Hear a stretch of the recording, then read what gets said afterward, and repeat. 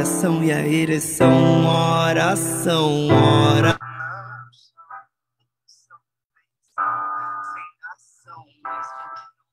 Mas vivem e vivem e vêm.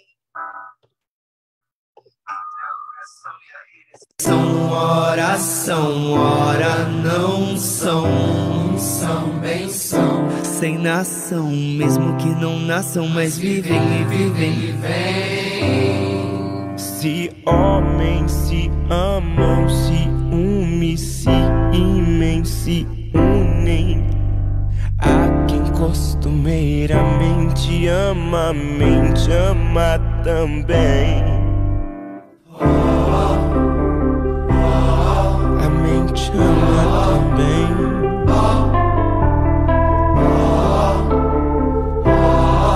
A mente ama também. Entre a oração e a ereção, oração, ora não são. São, bem são, sem nação. Mesmo que não nasçam, mas vivem e vivem e vêm. Se homens se amam, se unem, se imem, se unem. Há quem costumeiramente ama, a mente ama também.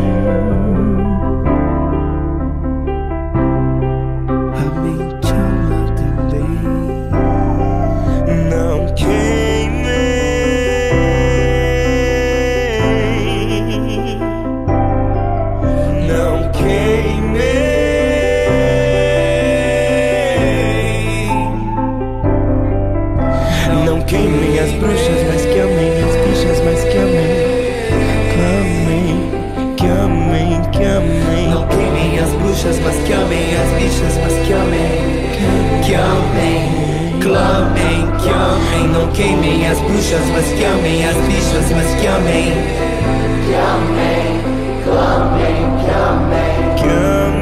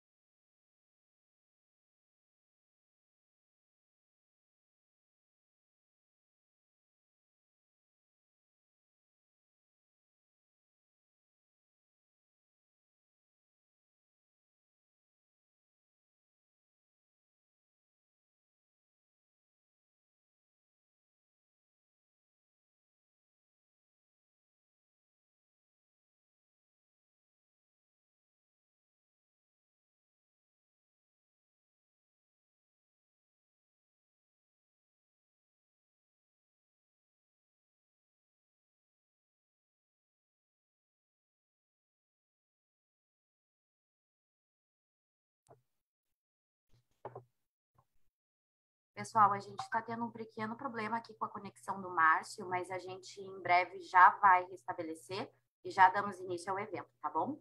A gente agradece se vocês puderem aguardar um minutinho.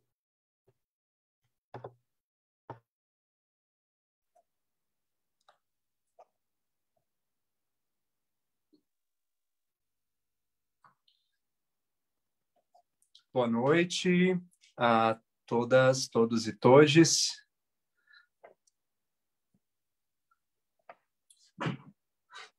Pronto, gente. Estávamos apenas consertando uma questão aqui do som. Acho que todos já conseguem me ouvir. Gente, eu sou o Márcio, sou consultor LGBT do Memorial do Holocausto do Rio de Janeiro. Também presto algumas consultorias aqui para o Museu do Holocausto de Curitiba. Nós teremos hoje, então, nossa primeira aula do evento Além do Silêncio, que se estende por todo o mês do orgulho, e tem como motivo trazer o resgate das existências e memórias LGBTs antes, durante e depois da Shoah, do Holocausto. É um prazer receber todos vocês conosco para essa aula, poder, né, hoje a gente estar juntos para conversar um pouquinho mais sobre esses referenciais, sobre essas histórias, essas narrativas.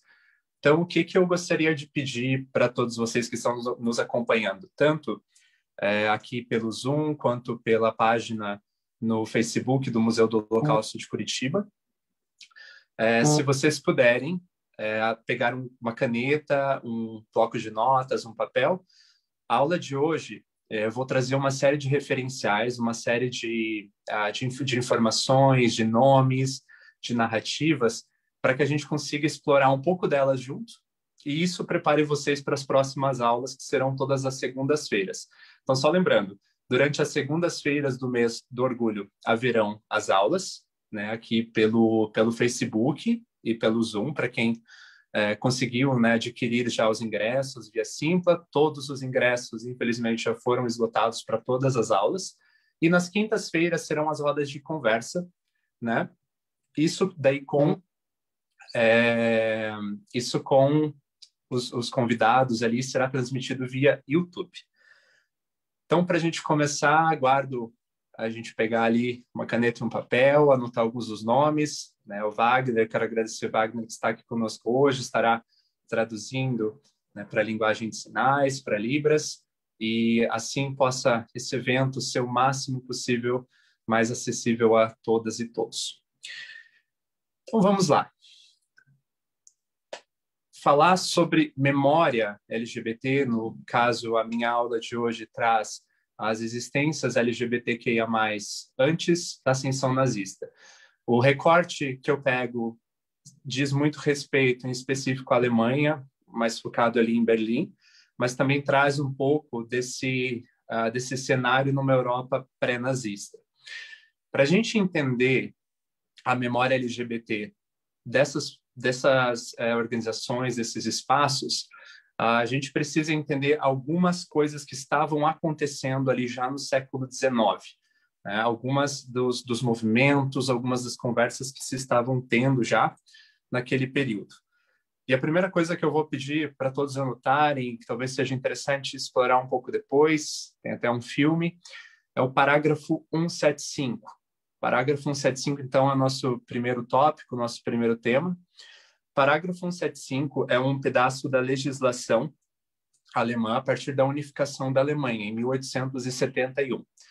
Esse parágrafo ele tratava especificamente de uma condenação jurídica legal das pessoas homossexuais. E aqui, gente, importante uma coisa que vai ser repetida várias vezes durante esse processo da aula.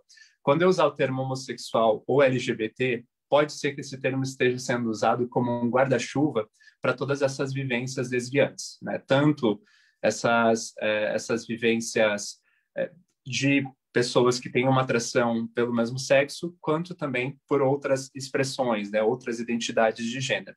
Claro que, na medida do possível, a gente vai trazendo também os nomes e o que se utilizava, quais termos se utilizavam naquela época. Quando a gente fala LGBT, a gente está usando uma sigla que é atual, mas tentando trazer um recorte, né, para tentar entender o que era essa comunidade que a gente chamaria hoje de LGBT. O parágrafo 175, então, ele é um pedaço de legislação que entra em vigor ali a partir da unificação da Alemanha, E o parágrafo 175, ele traz o termo, né, especificamente uma comparação da homossexualidade como uma prática sexual não só desviante, mas uma prática promíscua, por assim dizer. Então, se confunde e, na verdade, se associa a relação homossexual com a zoofilia e com a bestialidade. O parágrafo 175 diz, então, que toda fornicação antinatural, seja entre pessoas do sexo masculino ou de humanos com animais, seja punido com prisão e perda imediata dos direitos civis. O parágrafo 175, ele vigora antes, durante e depois da ascensão nazista. Ele vigora, na verdade, até a década de 90. Só é abolido, de fato, com a reunificação da Alemanha a partir dos anos 90. Parágrafo 175, no período pré-nazista, até a ascensão, tinha julgamentos e condenações de centenas de pessoas por ano. No ano de 2000 foi elaborado um filme com alguns dos sobreviventes que foram penalizados a partir desse parágrafo. Com a ascensão nazista, esse parágrafo ele se torna mais vigoroso, ele se torna mais radical ainda. Mas só para a gente entender, essa peça de legislação ela reflete uma compreensão da sociedade alemã da época, e não só da sociedade alemã, mas da sociedade global, por assim dizer. Boa parte dos países do mundo naquela época ainda criminalizavam a homossexualidade. A gente precisa também compreender que muitos dos países no mundo hoje ainda possuem legislações que criminalizam a homossexualidade. Aqui, especificamente, a gente fala de homossexualidade masculina. Isso não significa que outras pessoas, como mulheres trans e até mesmo mulheres lésbicas, não possam ter sido criminalizadas a partir do parágrafo, né? Para o legislador, por assim dizer, não há uma distinção, ele não pensa como pensamos quando a gente faz essas distinções de identidade. Mesmo com o parágrafo, a gente começa a entrar num mundo relativamente tolerante em Berlim e proximidades. Berlim acaba sendo um espaço, um refúgio, um lugar onde prospera uma vida comunitária e social homossexual, LGBT, muito ampla, né? E isso, um sinal disso, um sinal desses ventos de mudança ou dessa nova onda, desse florescimento desses ativistas, organizações e movimentos, são algumas publicações. Então, a gente destaca uma que se inicia ainda no século XIX, fim do século XIX, que é a Der Eigene, ou Os Donos de Si Mesmos, numa tradução livre, que é uma revista que começa em 1896 através de um ativista profundamente polêmico chamado Adolf Brand. Adolf Brand foi não apenas um ativista dos direitos LGBTs de sua época, mas advocava por várias outras temáticas sociais, numa época que não se falava sobre isso. E ele é controverso por ter uma série de comportamentos, uma série de atitudes no seu ativismo que a gente consideraria um tanto quanto complexas no dia de hoje. Uma delas envolve, por exemplo, a prática de outing, né, de tirar do armário. Então, o Adolf Brand, apesar de ser extremamente provocador nos seus textos, exibir nudez masculina nas suas revistas, né, do Der Eigene, e trazer uma crítica enorme, inclusive, ao movimento homossexual da sua época, ele também tinha algumas práticas de ativismo muito questionáveis, ao mesmo tempo que nos trazem o recorte de uma pessoa profundamente excêntrica. O Adolf Brand, ele praticava essa questão do outing, principalmente no que dizia respeito a oficiais altos do governo que promoviam e defendiam legislações e argumentações homofóbicas. Nesse mesmo período, ainda no fim do século XIX, nasce na Alemanha o Comitê Científico Humanitário, encabeçado pelo Magnus Hirschfeld. Então, dois termos, o Magnus a gente volta já com ele para abordar um pouco mais quem era essa figura importantíssima nesse período pré-ascensão nazista.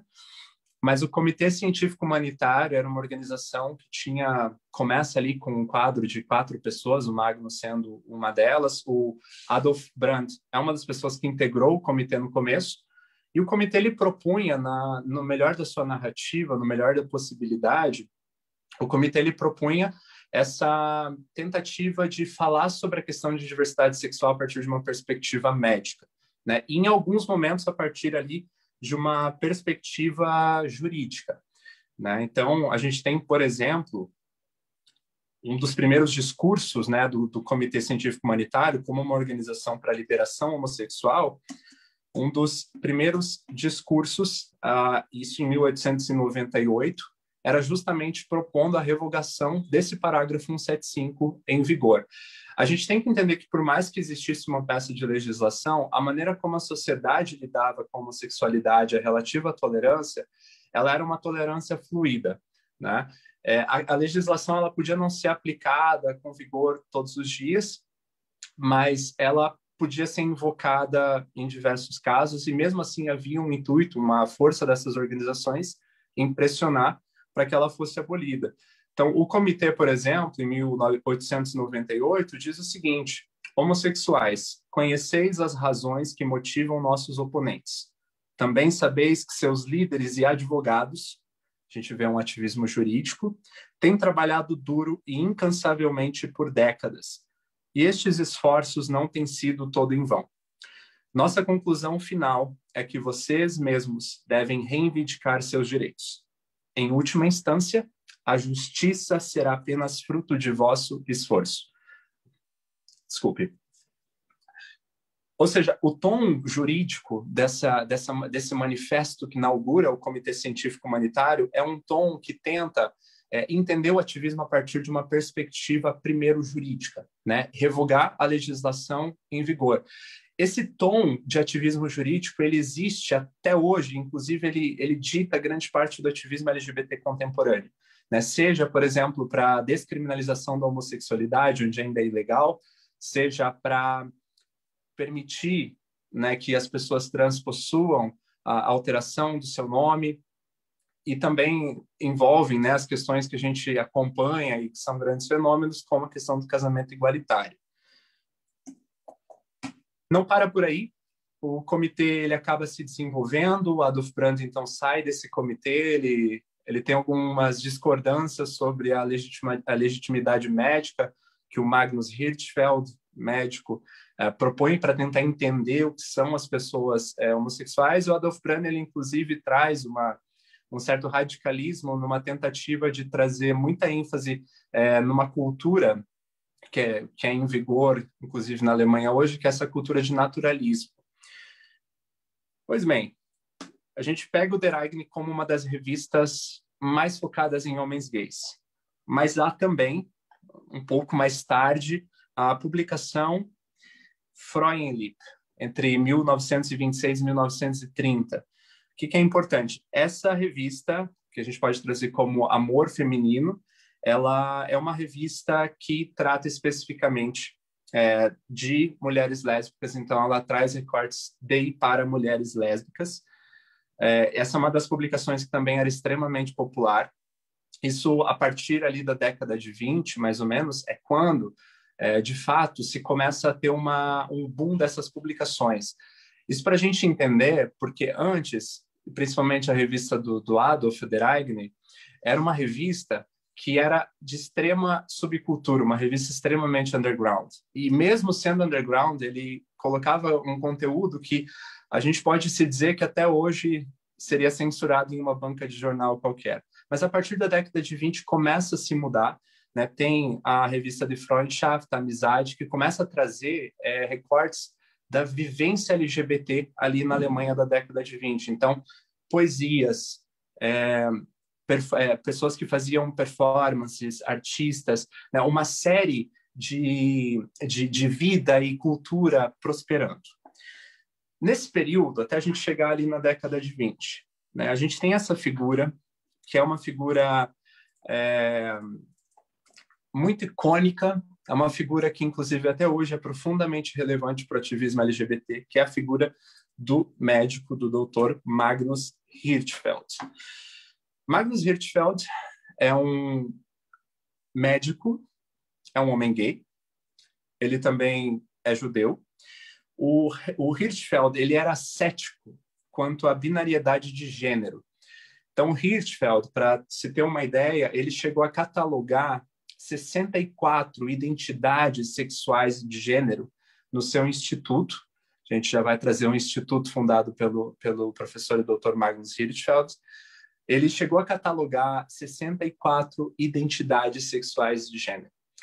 E se a gente for analisar quais eram essas identidades, né, elas refletem muito, por exemplo, os nomes que a gente daria hoje para pessoas intersexo, trans masculino, trans feminino, né, todos esses nomes que a gente só está redescobrindo, vamos dizer assim, agora, né?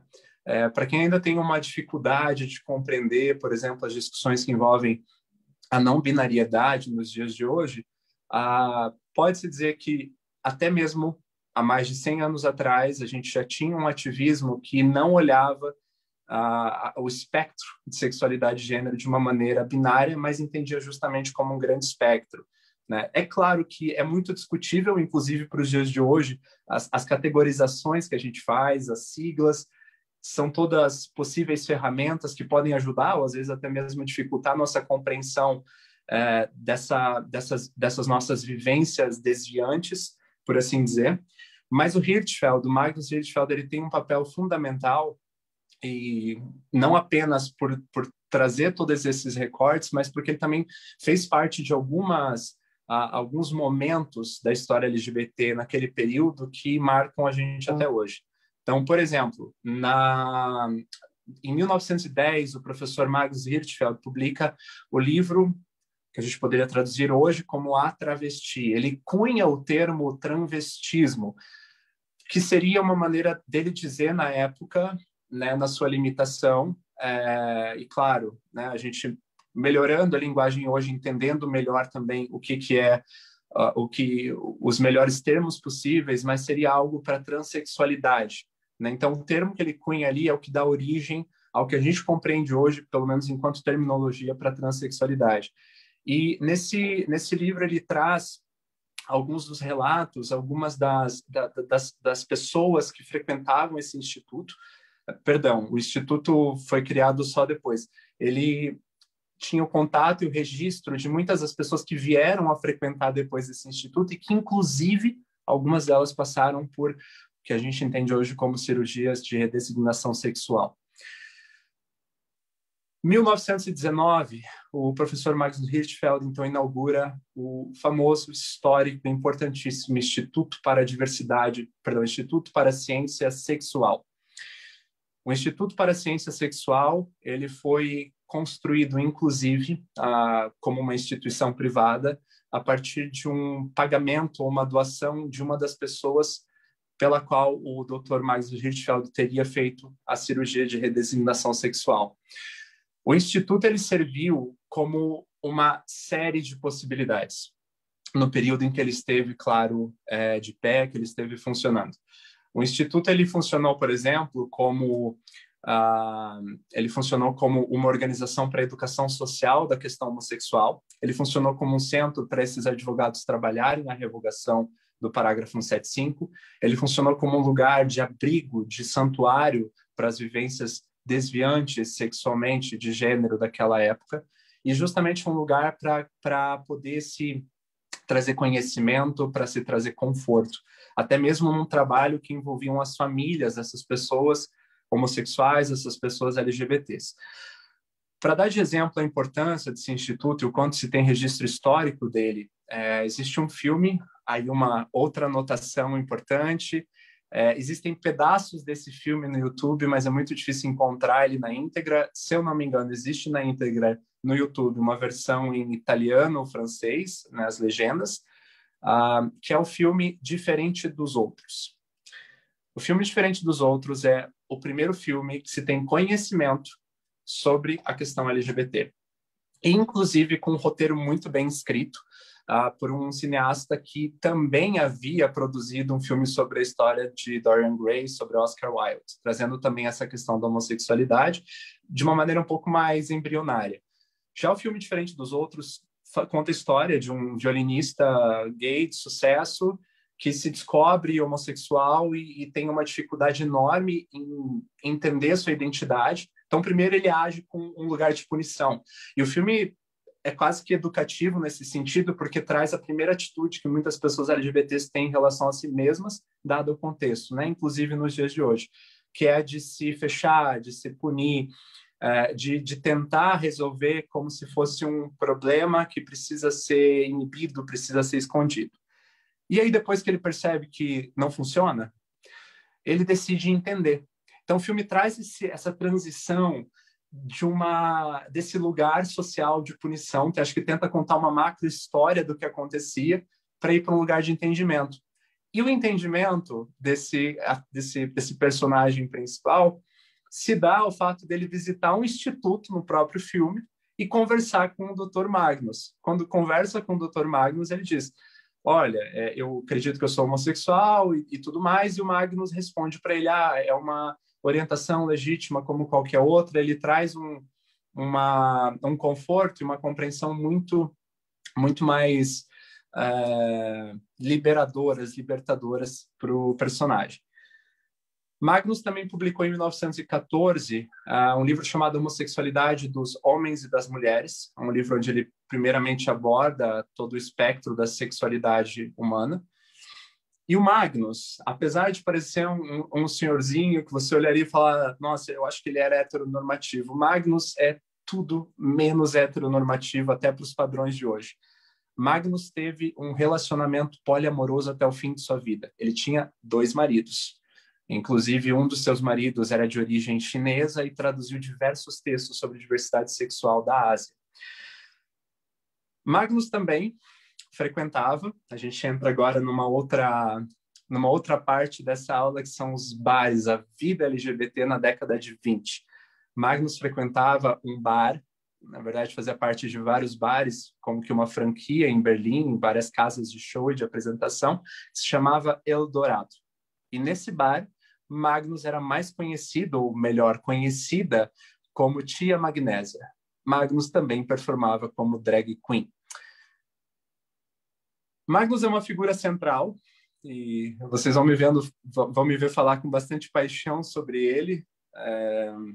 É impossível não imaginar uma figura que tenha trazido tantas questões que parecem, inclusive, desafiadoras para o nosso ativismo de hoje. E, mesmo assim, conseguir trazer recortes, cunhar termos novos e principalmente, olhar para a sexualidade humana, né? Por mais que tinha sua limitação de olhar com uma perspectiva médica, mas de olhar para a sexualidade humana como alguém que quer entender, como alguém que aceita que pode estar errado sobre ela também.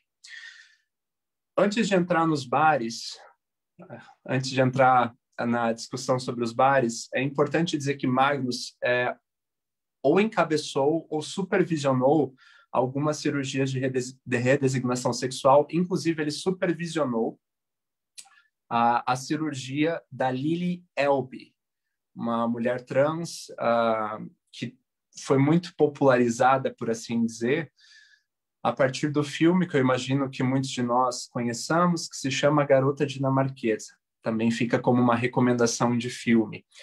Claro, o filme teve algumas críticas, né, sobre o seu lugar. Mesmo assim, ele registra, né, ali a história da Lily Elbe. E o Magnus foi uma das pessoas que participou dessa supervisão desse procedimento. Inclusive, o material que o Magnus produz, né, vai para os Estados Unidos, para um outro médico chamado Benjamin, que traz a discussão para uma questão desse processo ali nos Estados Unidos. Ele influencia também Kinsey, responsável pelo que a gente compreende como a escala Kinsey, que também entende a sexualidade ali como um espectro. Quando a gente chega em 1919, né, por que o Instituto foi criado em 1919? Por que essa vida começou a florescer ali a partir da década de 20? A gente está numa época da Alemanha que é conhecida como a República de Weimar, ou de Weimar. Isso a partir de 1918. Apesar de os movimentos LGBTs da época não terem tido sucesso em descriminalizar o parágrafo 175, em revogá-lo, mesmo assim, foi a oportunidade de um certo relaxamento contra a aplicação da lei e a prosperidade dos bares. Quando a gente fala dos bares, gente, não são apenas os 5 Eldorados espalhados por Berlim. A gente pega Berlim, o cenário, existem pelo menos 30 bares divididos por público, homossexuais, lésbicas e pessoas trans. Pelo menos esses 3 públicos, bares para todos eles. Né? Esses bares, eles refletem uma outra parte, né, daquela comunidade LGBT num contexto pré-nazista. Eles refletem uma vida pulsante de arte, de poesia, de cultura, de romances com uma certa e maior liberdade, né, com uma possibilidade de, principalmente para pessoas trans, esses espaços de poderem não se mascarar, não precisarem, né, se higienizar socialmente, ou seja, um lugar onde poderia se viver essa identidade de maneira aberta, de uma maneira onde não se haveriam julgamentos. Curiosamente, esses bares que eram centros da vida LGBT daquela época, e se a gente para pensar, são também o grande centro da vida LGBT dos nossos dias, né? Esses bares, a gente pega como, por exemplo, Stonewall, né? Começa em um bar. A gente precisa entender que o bar não é apenas um lugar de entretenimento na história LGBT. O bar, ele é um lugar onde se podia ser quem você é. O bar é um lugar onde você conseguia ter liberdade, onde você conseguia se expressar. É um lugar onde todas as coisas da vida aconteciam. Né? O Instituto é muito importante por trazer educação social, trazer ativismo jurídico, trazer esse ativismo embrionário, muito importante. Mas até mesmo as pessoas que frequentavam o Instituto frequentavam esses bares. Curiosamente, vou contar a história de dois homens gays, um que frequentava e outro que não frequentava, mas que são um tanto quanto complexos. Então, a gente tem esse homem gay chamado Friedrich. Eu não sei pronunciar o nome dele. O Friedrich, ele era um crítico do Instituto, ele era um crítico de todas as organizações, tanto do Adolf Brand quanto do Magnus Hirschfeld. E o Friedrich se entendia como encabeçado de uma organização, uma federação de direitos humanos. Só que o Friedrich, ele tinha uma linguagem extremamente higienizada sobre a questão homossexual, chegando a publicar em nome da sua organização, né? Isso em 1929, chegou a publicar em um jornal, dizendo o seguinte: nós, homossexuais decentes, não frequentamos esse espaço. Eu tenho certeza que alguns de nós já escutamos essa história antes, esse discurso, e é muito curioso pensar que havia também um movimento homossexual conservador ou reacionário, por assim dizer, aos próprios movimentos já existentes na época. É claro que essa higienização da identidade, esse ser comportado não adiantou muita coisa nos anos seguintes. Inclusive, a gente tem um outro extremo oposto, no mínimo curioso, que é do Ernst Röhm. Ernst Röhm foi um dos principais generais nazistas na ascensão do Reich, um homem gay. Ele esteve no partido originário nacional-socialista antes de fato se consolidar, era um dos braços direito do próprio Adolf Hitler. E o Ernst Röhm, ele frequentava o Bar Eldorado e provavelmente encontrava o Dr. Magnus Hirschfeld com uma certa frequência nesse bar. O Ernst Röhm acreditavam até 33, 34, quando ele é assassinado na noite das facas longas, ou noite das facas afiadas. O Ernst Röhm, a comunidade da época, como via ele frequentando o bar, frequentando o Eldorado, imaginava o seguinte: não, se ele é alguém que está num nível alto da hierarquia nazista, né, do partido que está crescendo, que está se desenvolvendo, então isso significa que se ele está lá e ele está no alto escalão, o Reich vai ser bom para a gente, não vai acontecer nada, né? Eu tenho certeza que os meus colegas nas próximas segundas-feiras vão trazer isso com muito mais detalhe, mas vou dar apenas um pequeno spoiler das próximas aulas. O Bar Eldorado foi o primeiro lugar a ser fechado pelos nazistas com a ascensão de Hitler em 33.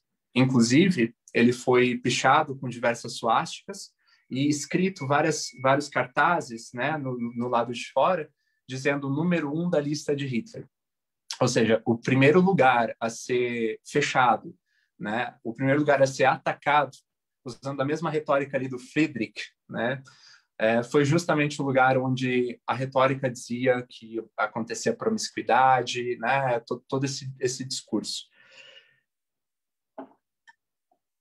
Agora, eu vou trazer para vocês um recorte de um jornalista, isso em 1931, que ele fala sobre o Eldorado e fala sobre os bares homossexuais da cidade, que não está carregado desse negativismo desses dois personagens que eu citei.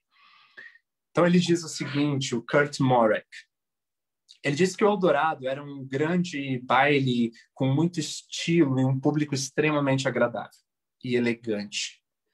Haviam trajes diversos durante toda a noite. Ali as pessoas se apresentavam como eram com normalidade, não havia esse receio que havia na rua. Os atores se encontravam, os artistas se encontravam, e ele diz que a depravação ria de si mesma, decorava a entrada. Tudo aquilo ali era fachada, porque você conseguia entender que ali havia uma grande autenticidade. Inclusive, ele diz, as travestis, que ele usa o pronome masculino,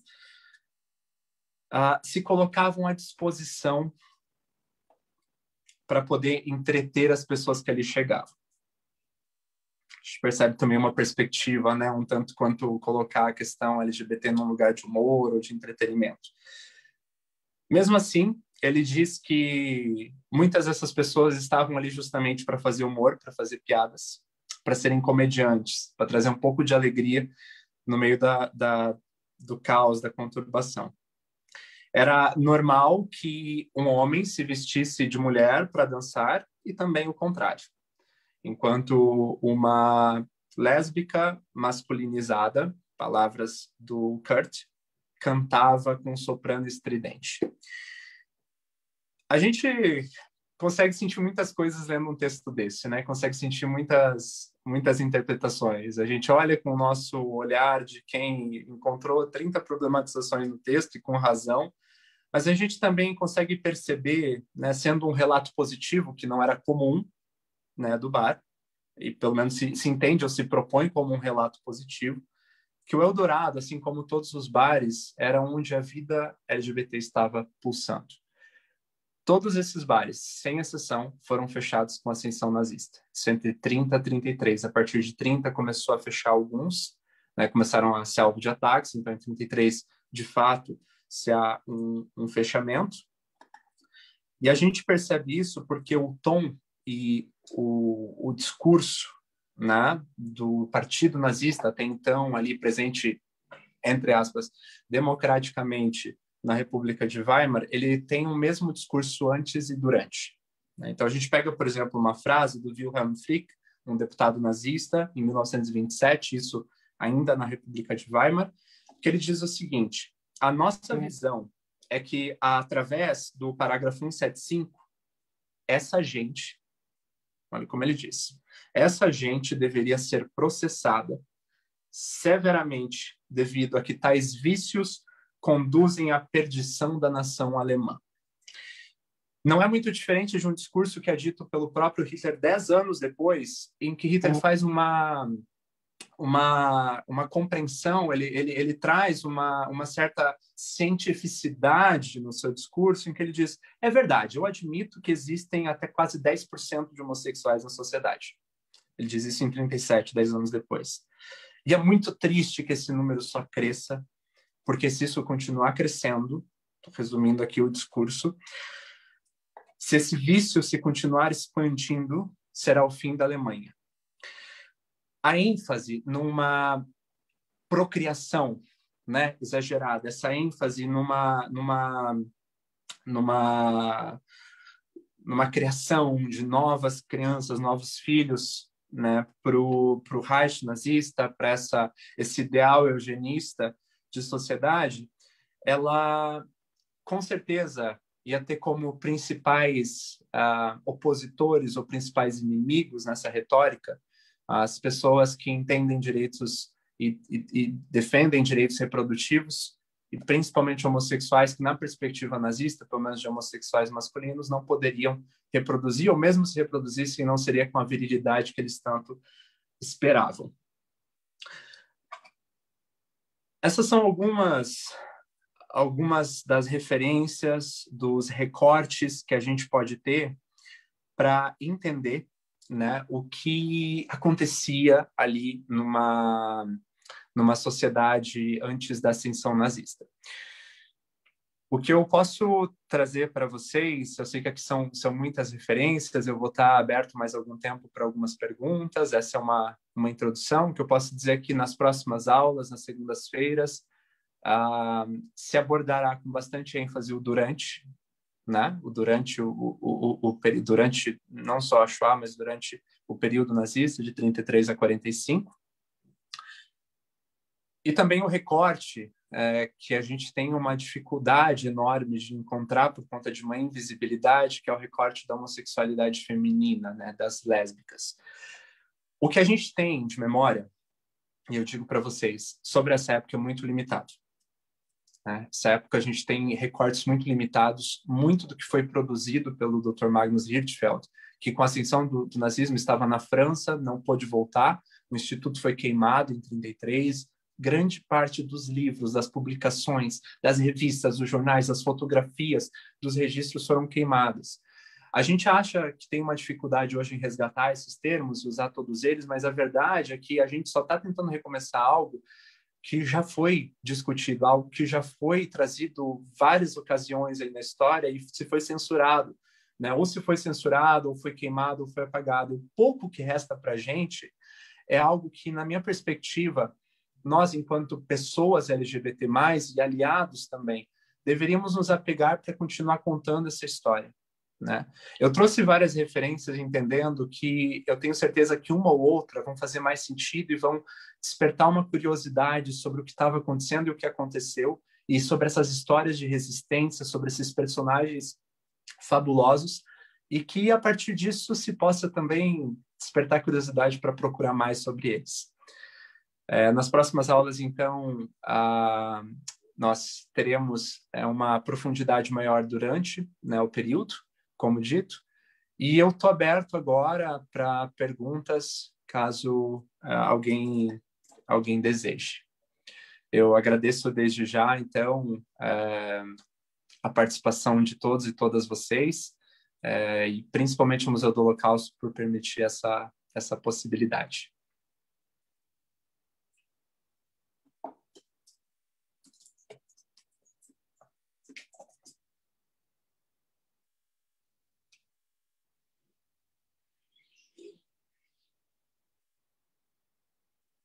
A gente está só aguardando as perguntas, tá, pessoal?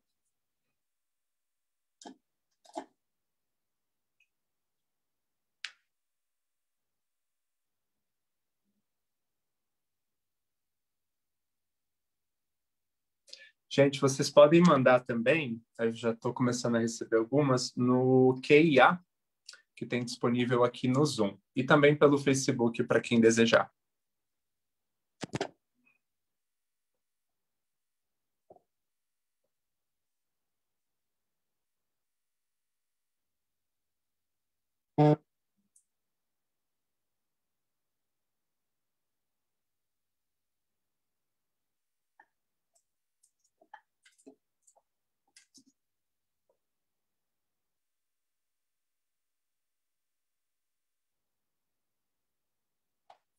Então, a Heloísa comentou que trabalha com narrativas femininas da Shoah. É interessante como as autoras que trabalham observam as mulheres lésbicas nos campos de maneira extremamente homofóbica. É bem difícil achar material sobre o assunto. Heloísa, é muito interessante isso que você traz. Inclusive, se a gente pega, né, os primeiros relatos dessa sobrevivência, principalmente dos sobreviventes homossexuais ali da Shoah, demorou muito para que um primeiro, né, o Rudolf Braza, trouxesse a sua própria história, a sua própria narrativa. E entender isso de que o parágrafo 175 continua, né, como em vigor, e ele continua sendo aplicado mesmo depois, né? A gente acha que os homossexuais são liberados dos campos, e não é verdade. Os homossexuais são enviados à prisão para cumprir o restante da pena, porque se eles estavam no campo foi por conta de um crime. Então, até que se houve a possibilidade de começar a contar essas histórias, demorou muito tempo. Então, de fato, a gente perdeu muito da memória, né? Nos foi roubado muito dessa memória.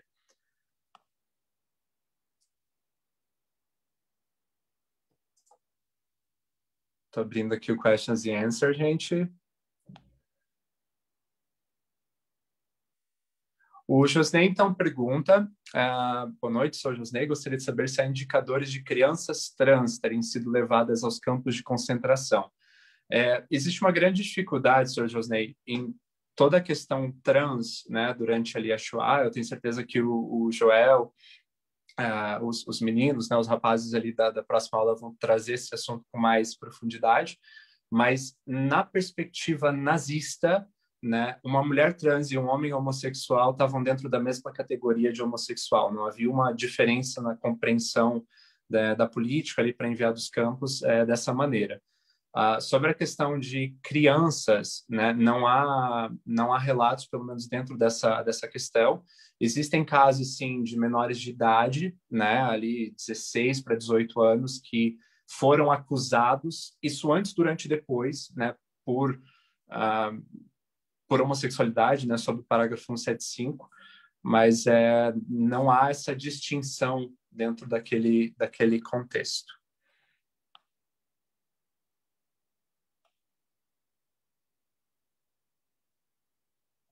Olha, a Cirlei faz uma pergunta muito legal. Como podemos saber mais sobre os diversos sentimentos e comportamentos de todas as pessoas LGBTs para podermos entender melhor, sendo muitas informações as quais não tenho conhecimento? Isso é muito legal, gente. Existem diversas organizações LGBTs que vocês podem seguir nos dias de hoje, né? Nós temos algumas organizações muito importantes e fortes aqui no Brasil. A gente tem o Grupo Dignidade, o Coletivo Cássia, que trabalha com a questão das mulheres lésbicas. Para quem é pai e mãe, tem o Mães pela Diversidade, é um coletivo bem interessante de se acessar, né, o conteúdo e conversar com outras pessoas que às vezes possuem ali um recorte de algum ensinamento, algo a mais. Muito legal isso.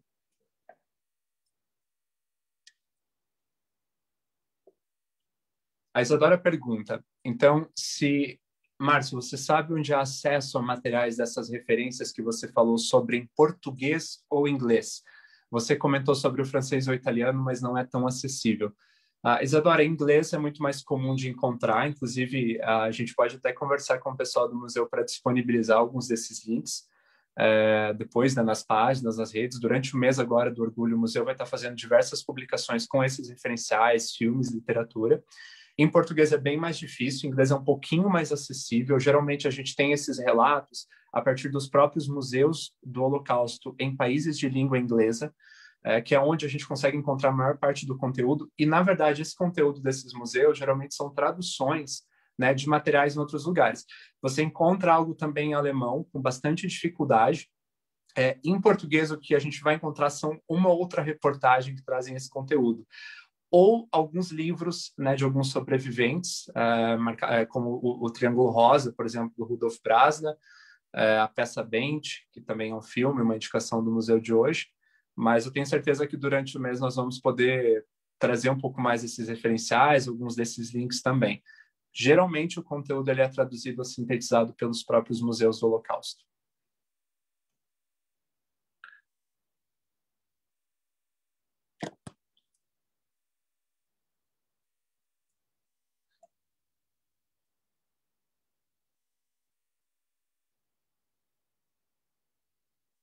Nesse momento histórico, Marco pergunta, o que você citou como conservadorismo gay ajudou a divulgar de algumas formas pautas LGBTs ou no final do dia acabou sendo apenas uma forma de homofobia, preconceito praticada por pessoas cis que não queriam se misturar?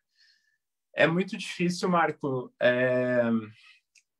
saber o que se passava, né, na compreensão dessas pessoas na época. Eu acredito que, por ser algo muito embrionário, eu acho que ainda havia uma certa esperança, uma certa crença de que se apresentar de maneira, vamos dizer assim, comportada ou normativizada na sociedade ia de alguma forma conquistar respeito.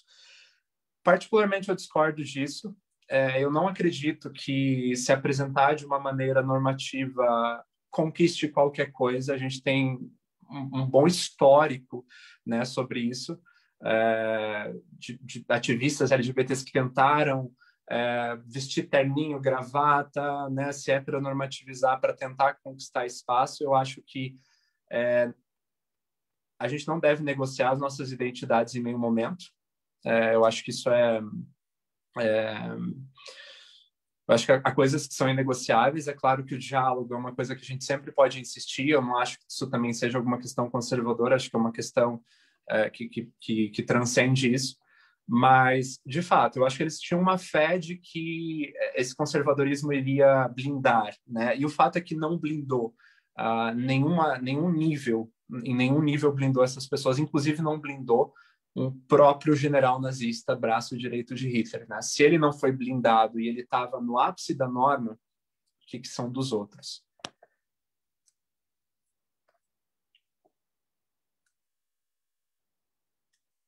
Ó, a Clara, a gente partilhou algo muito legal. Ela disse que o filme Diferente dos Outros, que foi citado, o filme de 1919, se encontra completo, gratuito e legendado em português na plataforma Streamio.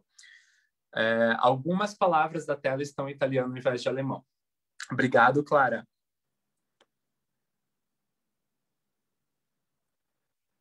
Letícia, ótima pergunta, gente. Com essa pergunta da Letícia, então, vou ler ela. A gente vai precisar finalizar, né? Já está dando o nosso horário. Mas a Letícia pergunta: gostaria de saber se esta perseguição à comunidade homossexual ocorreu nos outros países membros do eixo. Letícia, a criminalização da homossexualidade ela se dá por diversas razões, né? Eu costumo diferenciar que ela se dá em pelo menos 3 instâncias: de maneira jurídica, legal, ou seja, crime, doença e pecado. Esses são os 3 caminhos históricos da homofobia, né, ou da LGBTfobia. Sempre se encaixam em alguns deles e eles se retroalimentam e se justificam. A gente tem relatos, por exemplo, né, de um sobrevivente homossexual que era francês, né, e ele foi perseguido, foi preso em um campo, mesmo não sendo alemão. Havia por assim dizer, um incômodo maior dos nazistas com homossexuais alemães, né, isso como uma preocupação que naquele contexto de eugenia, né, aquela raça se prevalecesse. Então não havia muito uma perseguição ativa de fora. Então o que acontecia fora, né, nos países ocupados, principalmente nos países, se é exatamente isso, né, Letícia, que tu perguntas, nos países ocupados, se acontecia uma perseguição, mas ela estava muito mais ligada com algumas legislações, até mesmo locais desses países, que também eram legislações homofóbicas. A gente não pode esquecer que, inclusive, nos países aliados, a gente pega a Inglaterra como exemplo, a gente tem um personagem muito, muito importante, muito histórico, que é o Alan Turing, o pai da computação, que depois de ajudar os aliados, né, com o seu conhecimento de computação ali a vencer uma das batalhas contra os nazistas, ele é castrado pelo governo inglês por ser uma pessoa homossexual. Então, esse comportamento, ele é muito presente, principalmente ali na Europa, né, por quase todo mundo. Se a gente para pensar isso num contexto histórico, né, o que a gente vê acontecendo ali são as primeiras movimentações, né, que foram censuradas.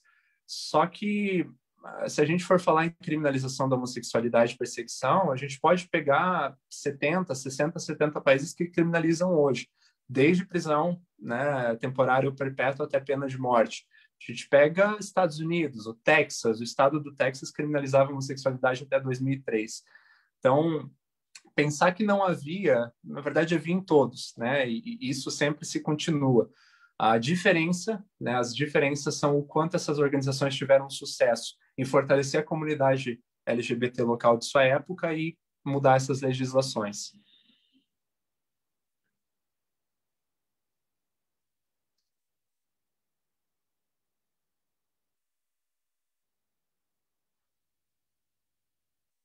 Então, gente, vou finalizar porque veio uma última pergunta. O Elivelton pergunta: boa noite, Márcio, excelente exposição. Gostaria de saber se Magnus Hirschfeld, além de seu pioneirismo e ativismo, pode também ser considerado como precursor do discurso de resistência LGBT, considerando que o próprio Hitler, já durante a ascensão do nazismo, dizia que Magnus Hirschfeld era perigoso. O Magnus, de fato, foi atacado diversas vezes, inclusive ele foi atacado fisicamente 1 ano depois de inaugurar o Instituto, né? Ele ficou jogado na rua com o crânio exposto e profundamente machucado, e muito dos ataques eram imagéticos, né? Ataques de propaganda. Então apareciam fotos do Magnus, inclusive associando o trabalho que o Magnus fazia de liberação homossexual como alguma questão judaica, né? Existe até um antissemitismo nesses ataques ao Magnus. Eu não sei te dizer, Elivelton, ou não sei se talvez seja dessa maneira, dizer que ele é um precursor do discurso de resistência. Ele, com certeza, foi um ativista que empoderou todos os possíveis discursos de resistência da época. Toda a produção intelectual, todas as conversas, de alguma maneira, se atravessam ali no Magnus em algum momento. Mas a gente já tem, por exemplo, na metade do século XIX, um ativista como Karl Henrik Urix, que era um ativista que trazia, né, essa questão de um ativismo jurídico pela descriminalização da homossexualidade. Então, nesse sentido, o Magnus, inclusive, não retorna, né, para a Alemanha nazista. Ele estava na França, ele morre em 1935, 2 anos depois da ascensão. Ele tenta reconstruir um instituto na França, então posso dizer que ele não descansou até o fim da vida dele, né, traduzindo, aconselhando, acolhendo pessoas LGBTs de sua época. Eu acho que isso é uma das coisas que dão ainda uma maior admiração. Mas é difícil dizer nesse sentido o quanto ele era direto, né? Ele era central, ele estava sempre presente.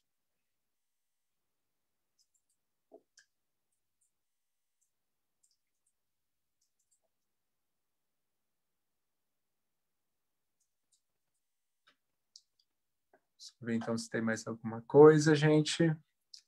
Estou muito feliz com a participação e a interação de todos vocês. É incrível e são perguntas incríveis. E olha, eu tenho certeza que as próximas aulas vão trazer muito mais perguntas do que respostas e vão trazer conhecimentos muito interessantes. Eu agradeço a presença de todos vocês, agradeço por passar esse tempo comigo nessa segunda-feira e desejo a todos nós um excelente mês do orgulho.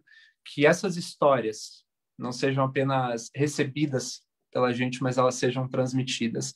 Eu acho que a partir do momento que a gente não negligencia o poder da memória, o poder de contar essas histórias, eu acredito que a gente diz para todos esses fundamentalistas do passado, para todos esses movimentos que excluem o outro do passado e do presente, que eles não vão vencer.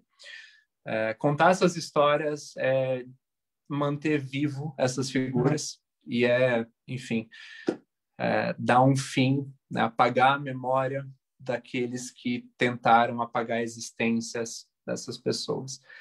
Gente, muito obrigado. Eu desejo para todos vocês uma boa noite. Agora, logo após, então, vai aparecer, se vocês quiserem anotar as próximas aulas, né, os horários, toda a nossa programação para o mês de junho.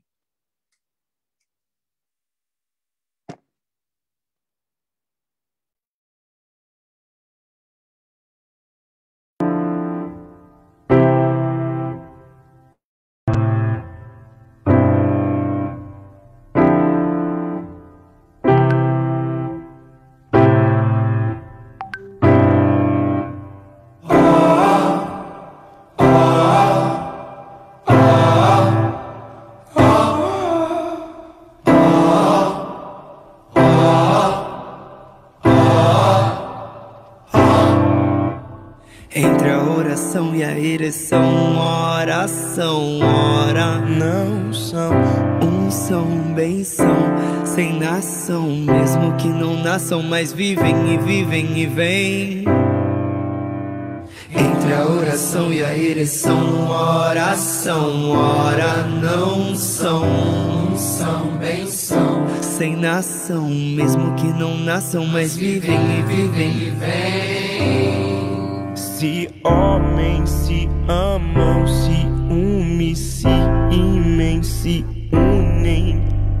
Há quem costumeiramente ama, a mente ama também. A mente ama também.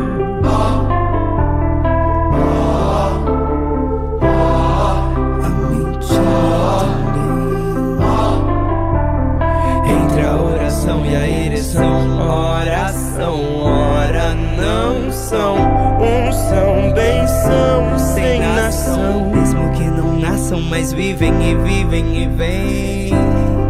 Se homens se amam, se